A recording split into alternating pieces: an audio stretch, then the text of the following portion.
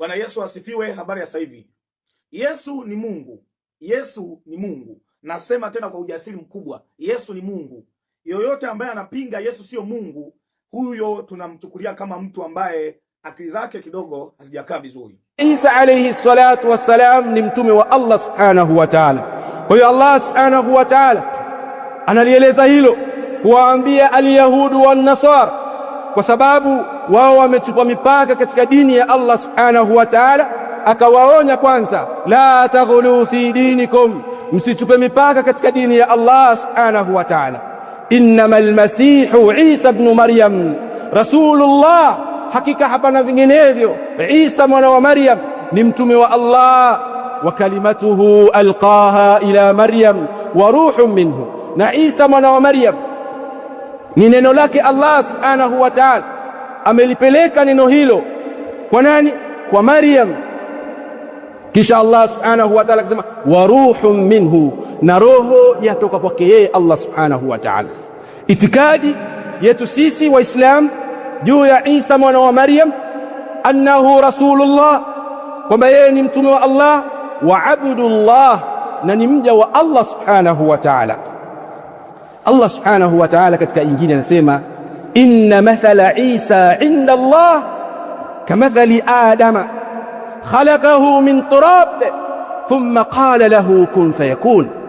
Allah subhanahu wa ta'ala anasema inna mathala Isa inda Allah, hakika mfano wa Isa mbele ya Allah subhanahu wa ta'ala, kamathali Adama, ni kama mfano wa Adam alayhi salatu wassalam. Khalaqahu min turab, amemuumba yeye kutokana na mchanga. Qala lahu kun fayakun, akasema kuwa likawa. Neno la Allah kuwa likawa, pale kwenye aya iliyotangulia Allah anasema innamal masihu Isa ibn Maryam rasulullah wa kalimatuhu alqaha ila Maryam. Allah analieleza hili neno ambalo alolipeleka kuliweka kwa Maryam. Neno gani?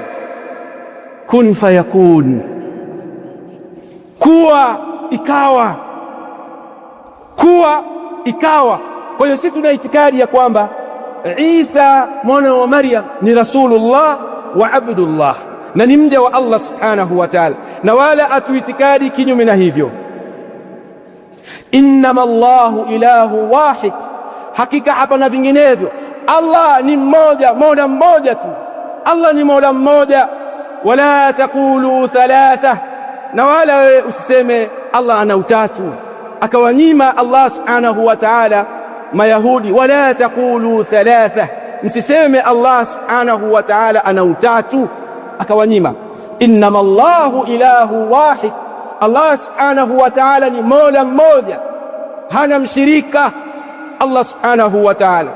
Katika hilo, ikiwa mmeingiwa na utata nyinyi Mayahudi na Manasara, sisi tunasema Allah anasema inna mathala Isa inda Allah kamathali Adam, mfano wa Isa mbele ya Allah ni mfano wa Adam.